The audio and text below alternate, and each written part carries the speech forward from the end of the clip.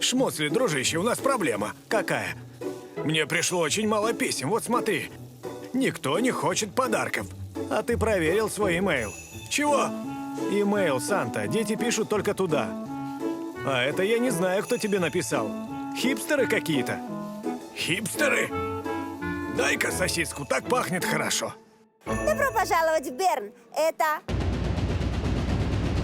новогодняя жизнь других.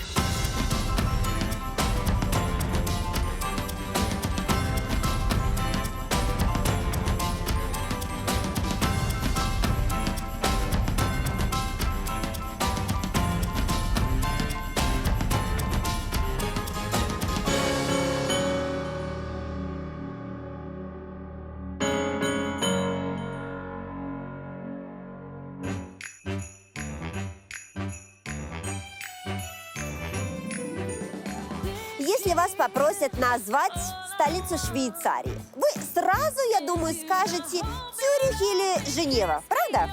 А кто хорошо учился в школе, исправит и скажет Берн. И будет неправ.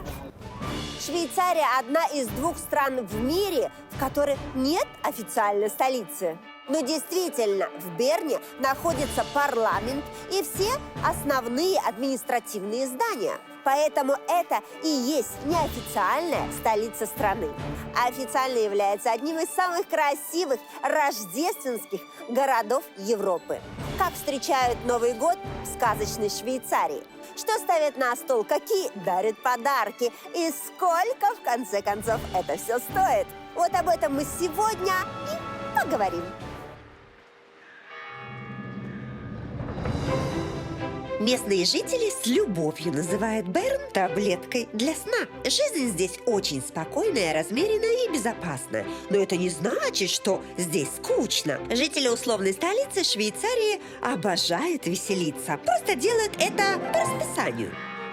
Например, 3 раза в неделю водят своих собак на фитнес-классы к Сандре Брюнер. Дело в том, что швейцарцы очень следят за своей внешностью и считают, что собаки должны во всем соответствовать своим ухоженным хозяевам.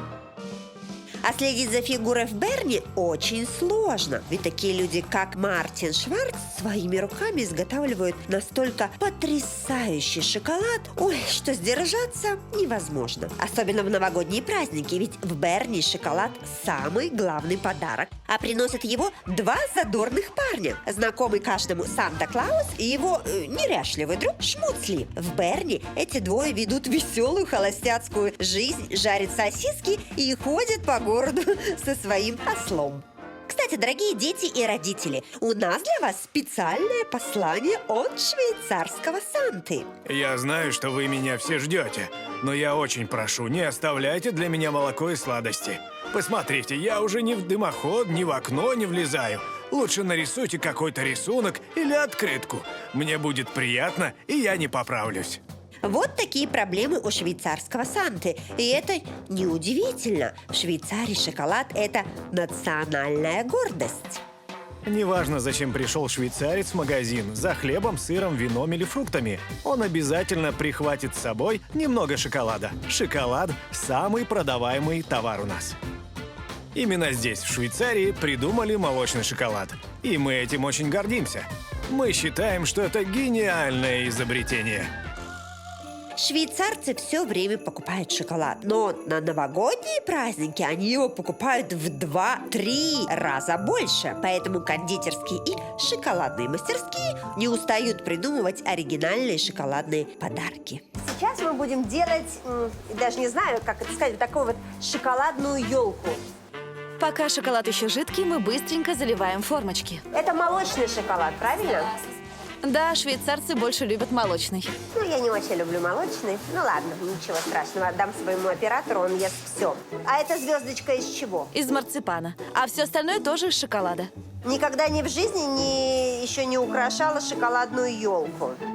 Казалось бы, все хорошо. И я уже подумала, что если мне надоест работать на телевидении, вполне смогу найти себя в профессии кондитера. Но тут Моника сообщила, что я все делаю слишком медленно, и шоколад почти застыл. А, так он сейчас застынет и все. Ой, у меня, видишь, шоколадиссимо. Ой, я растерялась. Но вопросы задавать продолжала. А ты мне скажи, вот шоколад, из чего вот он делается? Из какао, какао-масла и сахара. А в молочный добавляется еще сухое молоко. Я кое-как доделала, и елку отправили в холодильник. 10-15 минут, и наша рождественская елка, так сказать, готова. Сколько стоит такая елка? 19 франков. Встретить Новый год в Швейцарии – это просто сказка. Чего еще можно желать? Ну, например, скидок от Aviasales. Ведь еще можно сэкономить не только на билетах, но и на аренде жилья, аренде авто. И даже получить кэшбэк и скидку на ПЦР-тест. Ну и в праздник дополнительная скидка в подарок от нас. Введите промокод «Жизнь» и платите еще меньше. В Швейцарии в самом буквальном смысле считают дни до Рождества. Для этого у нас есть адвент-календарь. Это календарь на 24-25 дней, который начинается с 1 декабря. Раньше его делали из картин, рисовали на окнах. Теперь чаще всего покупают календари с шоколадом. И дети едят утром по одной конфетке в честь еще одного дня ближе к праздникам. Ну вот и все. 19 франков, и елка ваша. Лучшее дополнение к елке из шоколада, по мнению местных, это глинтвейн. Особенно тот, что продают на рождественских рынках.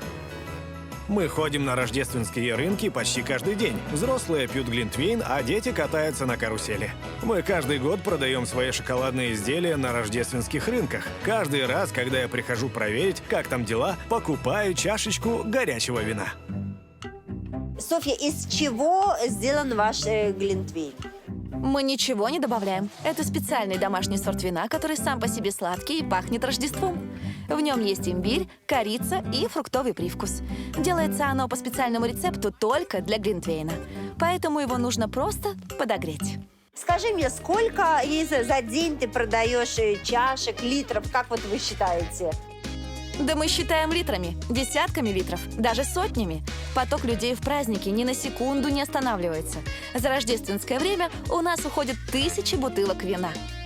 Сколько стоит такая чашка? 12 франков. Правда, если вы принесете саму чашку обратно, 5 франков вам возвращают. А если не хотите, можете оставить чашку себе на память.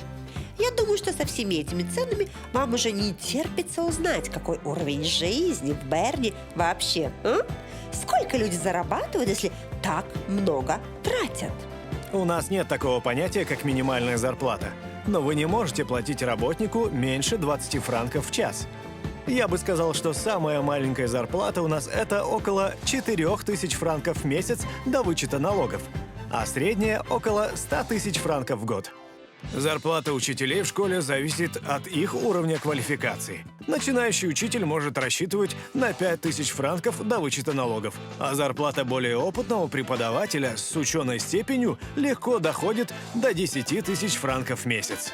Как обычно, налоги зависят от уровня дохода, но мы считаем, что приблизительно на налоги в год уходят 2 наших месячных зарплаты.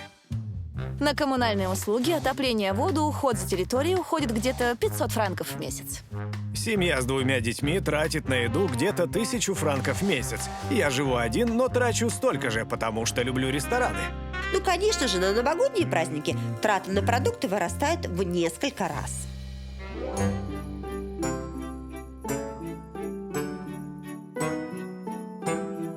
На рождественских рынках местные жители покупают горячее вино, но продукты на праздничный стол они все-таки идут покупать в супермаркет. Сейчас посмотрим, сколько это удовольствие стоит им. Идем. Так интересно. На новогодние праздники швейцарцы любят покупать деликатесы. Обязательно еще больше шоколада, чем обычно. Все для фондю, индейку, красную рыбу. Последние годы модно брать панеттоне, итальянские рождественские кексы. Также экзотические фрукты, нарезки и алкоголь. Для Рождества местные жители покупают. Ну, они что же люди, правильно? Им тоже нужно идти в магазин. Спиртное, нарезки мясные, обязательно для фондю, сыр, грибы, овощи, сладости, вот такие вот пряники, печенье, это тоже должно быть обязательно на столе. Так, ну что, то есть мы идем дальше, идем еще дальше, купим хлеб и небольшой кусочек мяска. Идем. Вот и получилась у меня рождественская корзина стоимостью почти 100 франков. Когда мы готовим праздничный обед, получается где-то 50 франков на человека. После праздничного застолья швейцарцы спешат сгонять калории. И делают это очень оригинально. У всех есть свои традиции. Кто-то 31 декабря идет в баню, кто-то запекает утку, кто-то собирается всей семьей на Рождество. Ну, у всех свои традиции. Тут тоже есть свои традиции. Веселенькие такие, хорошие традиции. Чтоб я так жила. Господи, боже мой, это какой кошмар. Для того, чтобы не болеть, швейцарцы раздеваются. Маркус, ну что, хорошая погодка сегодня. Я в шоке. Мне даже смотреть на тебя холодно. Ты часто вот так вот, не знаю, плавки свои показываешь красивые? Как только наступают холода, я и мои друзья собираемся каждую пятницу. Вначале сплавляемся по реке, а затем ныряем в ледяную воду. А какая температура воды, ты знаешь? Ну, где-то градусов 6-6,5. Я занимаюсь этим 8 лет и совершенно перестал болеть. Никаких простуд, гриппов, ангин. Еще и здорово снимает стресс. Да, однозначно стресс снимешь. Слышишь, 6 градусов прыгнешь, и эмоции как рукой снимет. Так, ну давай, я не знаю, мне так неудобно прямо. Прыгай! Это кошмар, ребята, это кошмар. 6,5 градусов. Маркус, не отвлекайся, давай. Ой. Я несколько раз видел, как люди купаются в реке Аре зимой. Мне даже смотреть на них холодно. Но я понимаю, что это очень хорошо для здоровья. Просто не для меня. Я каждую неделю хожу в сауну именно на берегу реки, потому что обожаю купаться в настоящей, живой воде. Ныряю в любую погоду. А Маркусу хоть бы что. Поплавал во льдах и уже бежит ко мне. Маркус! Ну как, хорошо? Одевайся быстрее! Да я могу еще поговорить, не хотите? Я поплавал, и мне уже совсем не холодно. Пальцы отморозились, понимаешь? Нос отморозился. А вы говорите, спорт не нужен. Маркус огромный молодец, что так заботится о своем здоровье. Хотя, скажу вам по секрету, в Швейцарии это необходимость. Болеть здесь ужасно дорого. И никакая медицинская страховка не покрывает всех трат. У нас очень сложная система страхования. Ее не расскажешь в 2 словах, но я попробую. Вы должны понимать, часто вы обращаетесь к врачу или нет. В зависимости от этого вы выбираете то, что мы называем франшизой. Сумму, которую вы заплатите сами. Самая высокая франшиза – 2500 франков. То есть вы обещаете заплатить за любой визит к врачу, процедуру лечения стоимостью до 2000 франков. Если сумма будет выше, ее покроет страховая. В таком случае вы платите в месяц за страхование только 300 франков. Да, 300 франков – это минимальная цена за страхование в Швейцарии. И каждый житель страны обязательно должен быть застрахован. Если вы часто ходите к врачу, тогда выгоднее брать франшизу в 300 франков. То есть вы сами оплачиваете все услуги до 300 франков, а дальше платит страховая. Но такая страховка обойдется вам 800 франков и выше.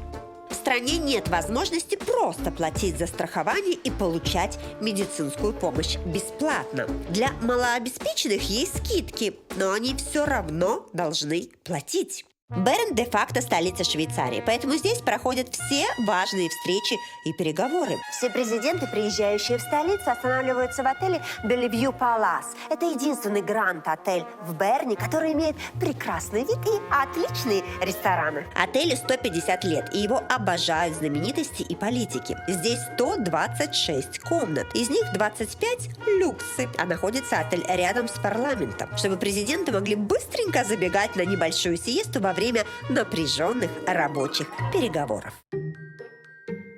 Во всем мире женщины хотят похудеть к Новому году. Ну, Правильно? А хочу вам сказать, что здесь, в Швейцарии, худеют к Новому году не только женщины, но и собачки со специальным фитнес-тренером. Да? Моночка, скажи мне, да? Хочешь похудеть? Ты так худая. Куда тебе худеть? А? Ой, ну хорошенькая какая. Вот ты мой зайка. Худенькая. Идем позанимаемся. Индивидуальное занятие с вашей собакой будет длиться 45 минут и стоит 75 франков. Вы знаете, есть собаки, как люди, бесполезные. Очень красивые, но толку никакого. Ну, это я про своих собак. Но тут Берни обязательно все собаки, вот даже такие маленькие кнопочки, должны тренироваться и быть умными. Мои живут, не знают, что такое счастье. Некоторые породы собак обязательно нужно тренировать в целях безопасности. А таких маленьких мы не только учим командам, мы занимаемся и их здоровьем. Это не просто дрессировка, это фитнес для собак. Еще и фитнес для тебя. Мало того, что, понимаешь, ее надо водить в салоны, и ее чистить, мыть, еще и фитнес для нее. Вот это дожились. Чтобы ваша собака была здоровая и прожила долгую счастливую жизнь, вам обязательно нужно с ней много гулять. Причем делать это на разных поверхностях. По асфальту, по голой земле, по песку, камням, траве. Нашей собаке 14 лет, и она в отличной форме. Ею занимается жена. Она гуляет с ней по 5 раз в день и тщательно следит за питанием. А если вдруг люди завели собаку и не приводят ее к вам для того, чтобы фитнесы, так сказать, делали, то что вот с этими людьми будет, с этими собаками?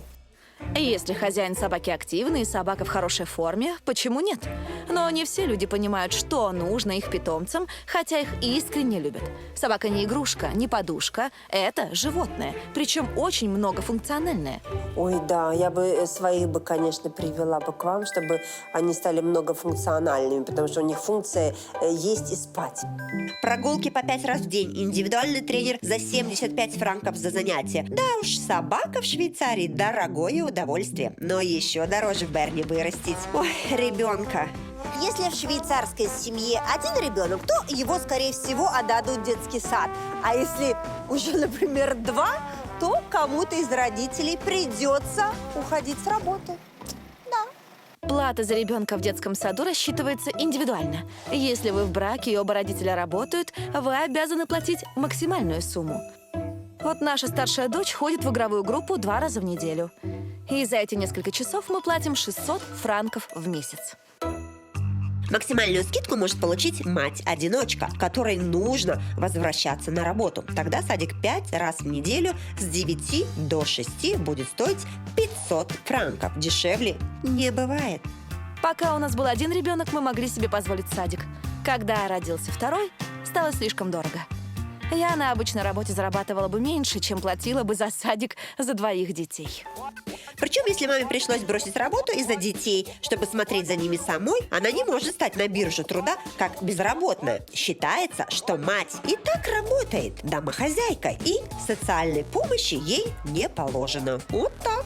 Не прошло и 2 лет, как приняли закон о дополнительных 2 декретных неделях, которые может взять и отец ребенка. Швейцарцы встретили этот закон с огромным энтузиазмом. Власти Швейцарии оправдывают такие правила тем, что садики не обязательные. Никто не заставляет детей туда ходить, а родителей платить.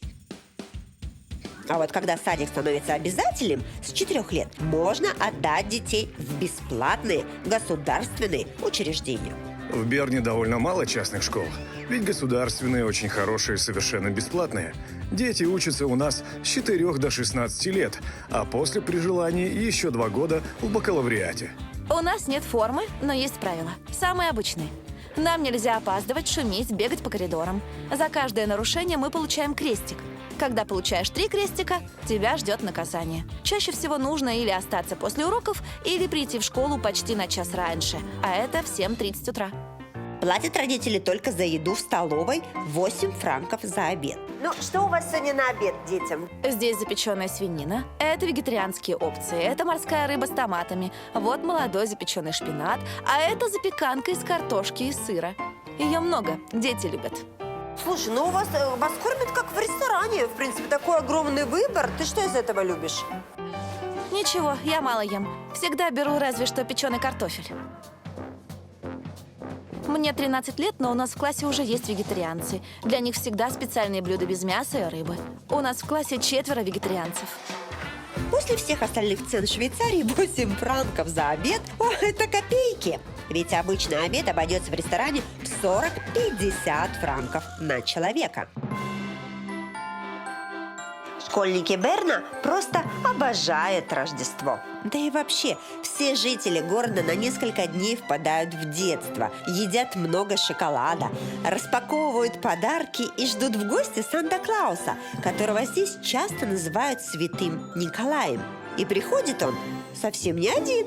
Так, вот Санта-Клауса я понимаю. Извините, кто вы? Я Шмуцли. Шмуцли. Шмуцли.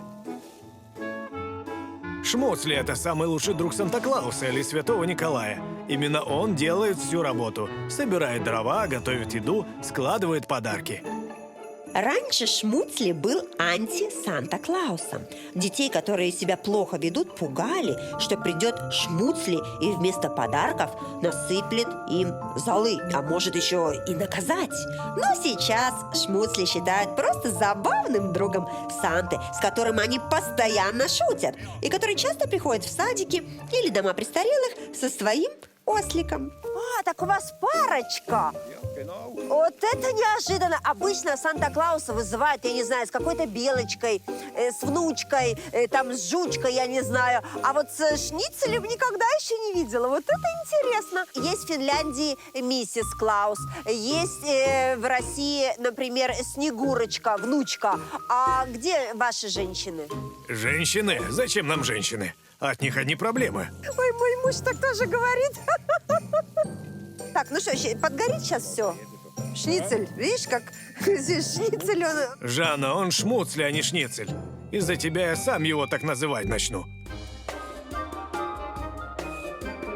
В Берне люди очень любят пикники на свежем воздухе. Ну, почему в Берне? Я думаю, это любят во всем мире. И, как правило, это нужно или пойти в магазин покупать продукты, или собирать с собой корзинки. А здесь, в Берне, придумали такую вещь, где ты можешь не думать про то, что надо взять с собой на пикник. Ты приходишь в ресторан, и тебе все дают.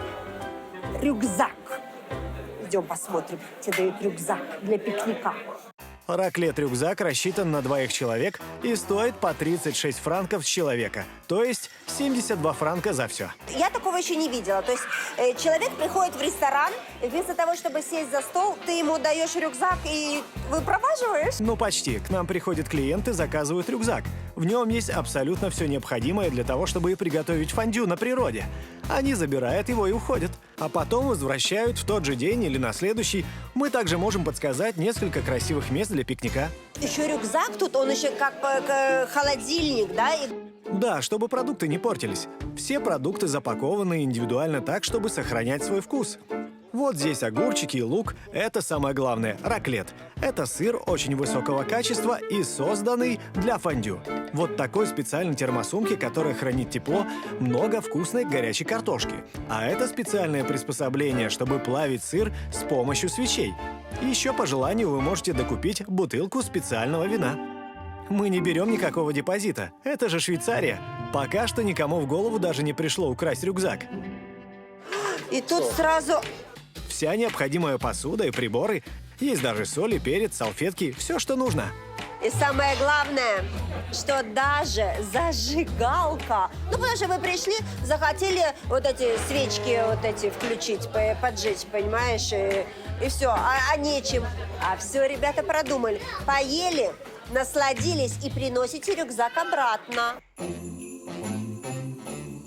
К Рождеству мы украшаем город, открываем каток, но самое главное – это рождественские рынки, открытые кафе, ресторанчики. Мы строим специальные шале, где можно поесть фондю или выпить горячего вина. Если вы не очень любите сыр и фондю, у меня для вас есть еще одно предложение. Очень неожиданное. Значит, заказала альпийские макароны, так сказать. Значит, это макароны с картошкой, сливочный соус, добавляют еще молоко, жареный бекон.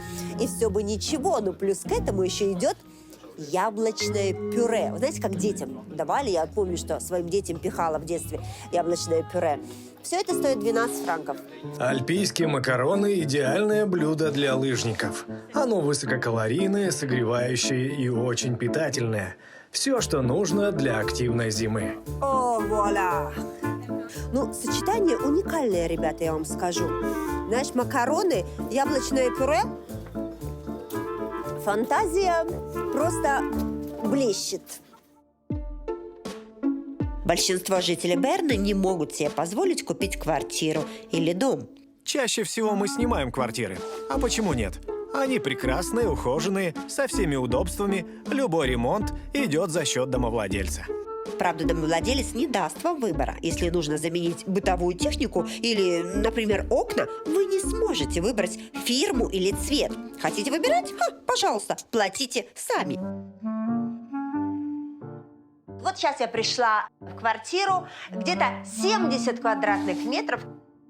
Стены здесь практически всегда должны быть белого цвета. Вы, конечно, если арендуете, можете их перекрасить, но если будете съезжать, опять должны вернуть их в белый цвет. Пока у вас нет семьи, часто делаю так. Кто-то снимает большую квартиру и сдает комнаты коллегам, друзьям или однокурсникам. Я так делаю. Я плачу за трехкомнатную квартиру 1200 франков в месяц, и со мной живут еще 2 человек. Это кухня, где-то 8 квадратных метров. Прямо арендуется она с мебелью, с техникой встроенной. Хочу сказать, что в этих квартирах практически везде, ну, кроме новых каких-то построек, нет стиральных машинок в самих квартирах. Это вопрос экономии. Но не денег, а пространства. Зачем тратить столько места в квартире на стиральную машину? Лучше поставить там красивый вазон.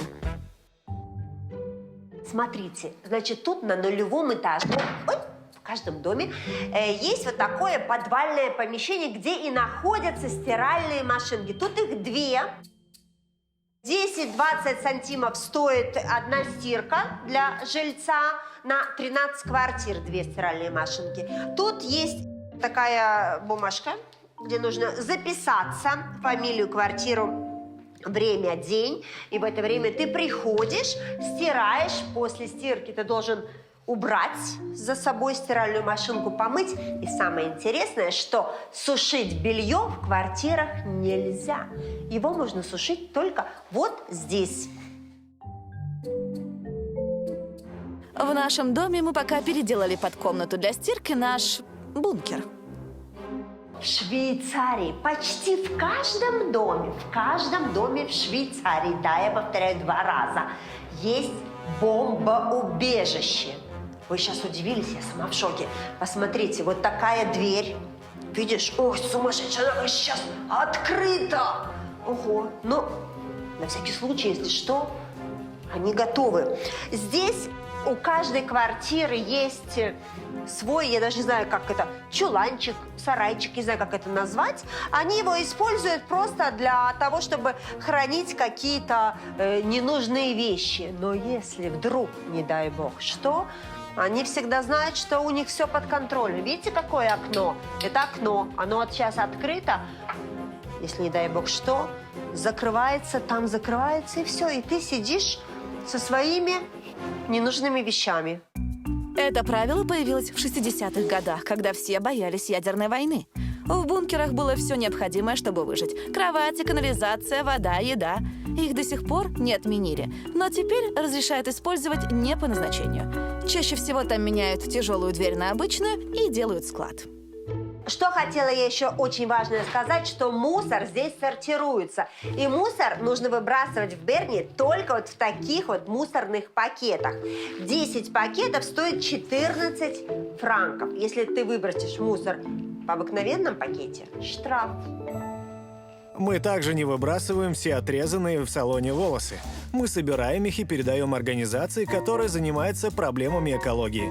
Они наполняют волосами специальные подушки, которые используются для очистки воды от пролитой нефти. Волосы идеально впитывают нефть. Так мы спасаем моря и океаны.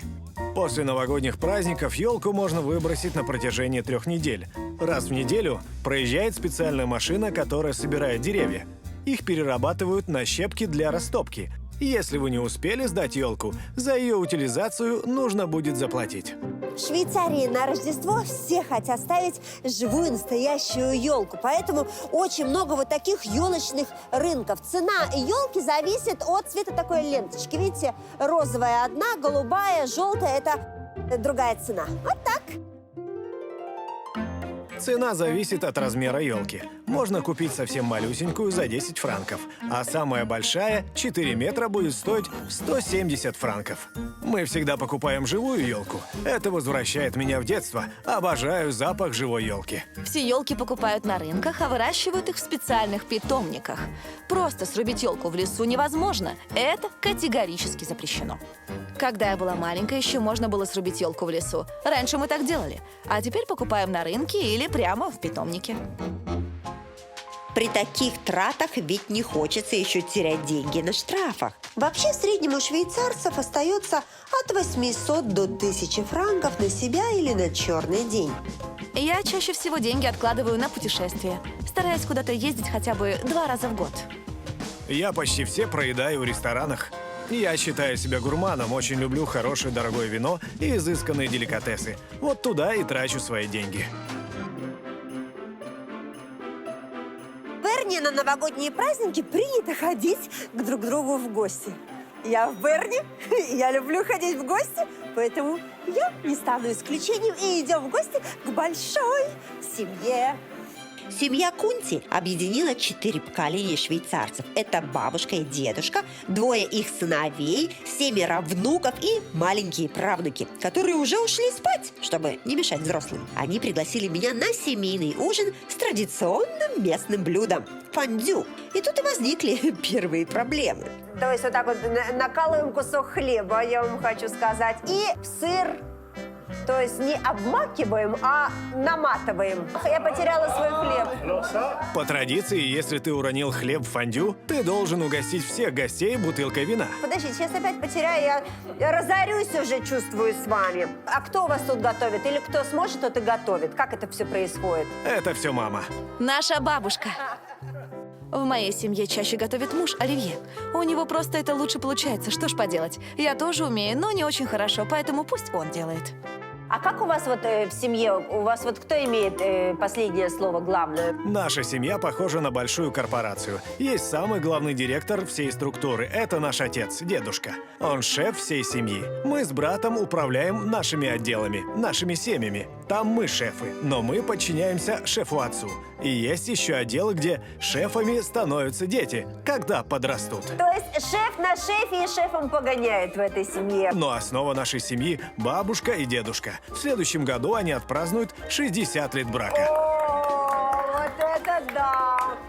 Это такая редкость сейчас. В 2000 году приняли закон, по которому при разводе практически все достается жене. Уровень разводов с 2000 до 2006 вырос в несколько раз. Я тоже попал в эту волну. Женщины стали бросать мужей и использовать их как банкомат.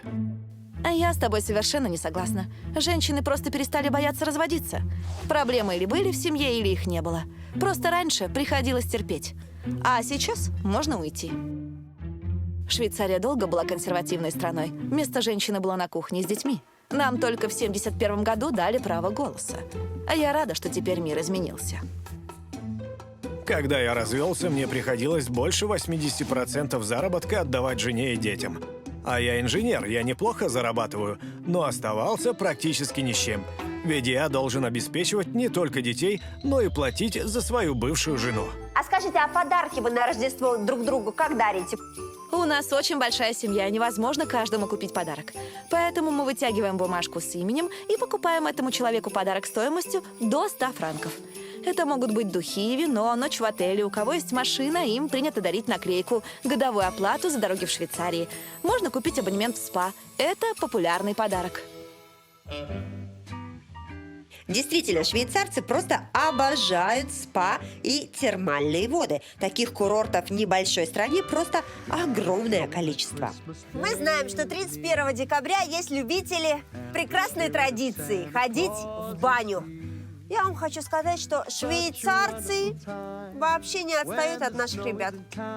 Есть спа в горах с безумными видами, в пещерах и просто в отелях. А недавно в Берне открылся целый комплекс, где сауны прямо в юртах, а после можно окунуться в ту самую холодную реку Аре. Разовое посещение такой сауны стоит от 25 до 30 франков. Но с абонементом дешевле. Чуть больше 20 франков за раз. Есть также специальные программы СПА для беременных. Здесь роженицам нужно самим о себе заботиться, ведь страховка покрывает только необходимый минимум. Это 2 УЗИ за всю беременность, 7 визитов к врачу, роды, пребывание в палате от 3 до 5 дней. Цена за сами роды без осложнений и операций в государственной клинике и палаты на двоих роженец будет минимум 11 тысяч франков. Но цена может доходить до бесконечности. Например, если хотите быть в палате один, пожалуйста, доплачивайте 200 франков в день. Женщины получают декрет на 14 недель. В это время им полагается 80% от их зарплаты. Также за каждого ребенка семья каждый месяц будет получать выплату в размере 250 франков, пока ребенку не исполнится 16 лет. Ну, вот месяца за 3 ребенок и одноместную палату для мамы отобьет. А вообще в Швейцарии привыкли за все платить и любят себя баловать с первых дней жизни. Когда рождается ребенок, его сразу видит мама, папа, врач, бабушка с дедушкой. Ну, всем же понятно. А здесь после мамы с папой ребенок, знаете, с кем сразу встречается? С фотографом. В первые дни всегда приглашается профессиональный фотограф. Фотографии распечатывают и рассылают всем родственникам с подписью, как назвали ребенка, сколько он весит, какой рост. Ну, пока одни отдыхают, другие работают. Кто самые занятые люди в канун Рождества? Как вы думаете?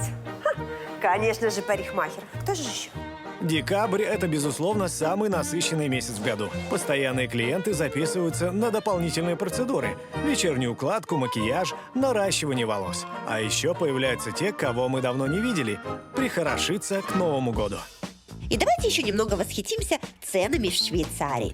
Покраска, стрижка и укладка обойдутся местным в 250-300 франков, а мужская стрижка будет стоить 50-60 франков. Но парикмахеры хотя бы не работают в новогоднюю ночь. А вот музыканты – да. И большинство музыкантов Берна закончили именно эту высшую школу джаза. После нашей школы вы можете сразу идти работать, но у вас будет статус полупрофессионала. А можете поступить в консерваторию за высшим музыкальным образованием. Очень многие молодые швейцарцы выбирают поступать после обычной школы вот в такие высшие школы. Ведь в стране есть недорогие государственные вузы и очень дорогие частные. В государственный университет поступить невероятно сложно, а после такой высшей школы гораздо легче. Сдаешь меньше экзаменов. Сейчас все мои дети учатся в университетах, и мне за всех нужно платить. На это уходят почти все мои деньги, и еще доплачивает бывшая жена. Государственный вуз стоит 1002 франков в год, а самый дешевый частный от 20 тысяч. Большинство студентов подрабатывает во время учебы, некоторые поступают гораздо позже, уже самостоятельно заработав на образование. Мне 33 года, я уже много лет работаю музыкантом, но мне не хватает диплома для опыта, статуса и большего заработка. Поэтому я вот сейчас поступил в высшую школу джаза. Музыканты в Швейцарии – одни из самых высокооплачиваемых в мире. Самый минимальный гонорар здесь – 500 франков за выступление. Поэтому учиться никогда не поздно, да хоть до пенсии. Рождество отмечают во всей Швейцарии, ну, как и везде, собственно. И все собираются с семьей, дарят друг другу подарки. Как это происходит в доме престарелых? Чем они тут занимаются? По крайней мере, играют в азартные игры. Это уже интересно. Моя дочь с семьей сейчас отдыхает на Канарах и прислала мне открытку. Никогда обо мне не забывает. 24 декабря утром они заберут меня к себе домой на все праздники.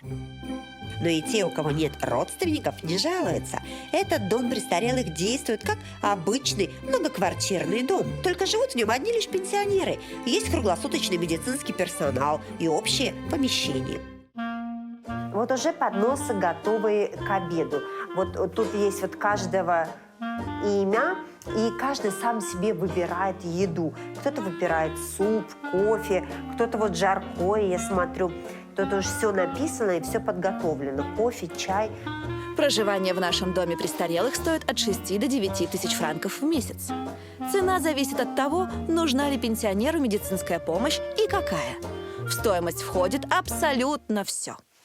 Как обычно, цена в Швейцарии кажется пугающей. Но местные утверждают, что почти все пенсионеры могут себе позволить платить такую сумму.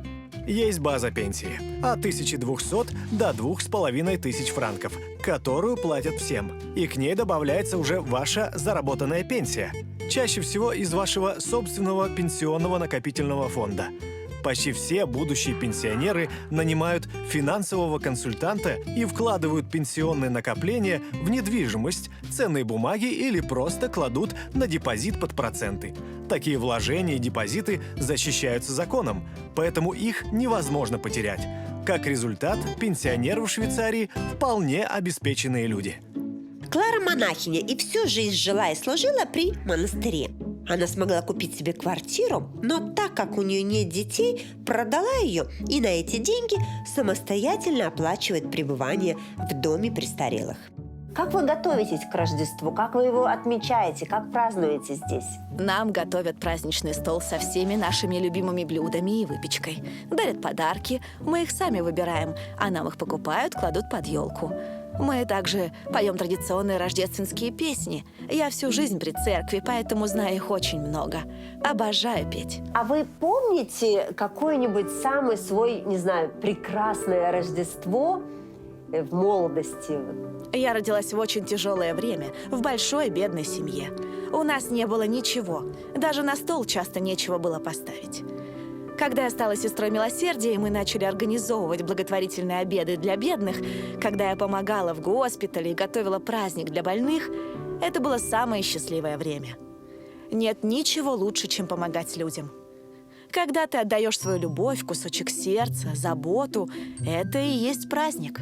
Доброта – это легко, доступна каждому и приносит огромное удовольствие. Помните об этом. Шмусли жарит шницель, кто-то печет традиционные булочки или выбирает шоколад. Семьи собираются у деревянного домика с глинтвейном или за праздничным столом, стараясь не уронить хлеб фондю. Неважно, как жители Берна празднуют свое Рождество, какие у них традиции и отношения между собой. Самое главное правило здесь одно – на празднике ты никогда не будешь один. Live the good life.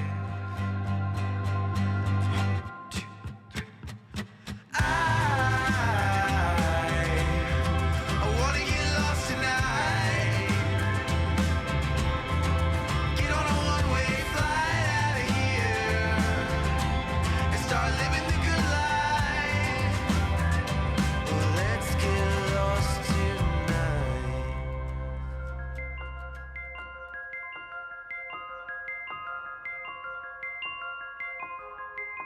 Жители Берна, в принципе, как и все жители других стран, других городов, считают дни до Нового года. Для этого у них есть специальные календари, а график в декабре расписан по минутам. Ведь нужно найти самую красивую елку, самый вкусный шоколад, сделать самую красивую прическу и сходить в гости к самым любимым людям. Здесь воздух наполнен запахами булочек, елок, горячего вина, шоколада. И каждый житель города ждет чуда, чтобы в следующем году... Старший из моих детей наконец закончил университет. Можно было есть много шоколада и не поправляться. У каждой собаки был или активный хозяин, или тренажер. Главное, чтобы все были здоровы. Был мир во всем мире. Каким бы ни был уходящий год грустным, тяжелым или полным радостных событий, мы всегда ждем, когда же придет новый. Ведь со сменой дней в календаре мы начинаем жить опять новой жизнью.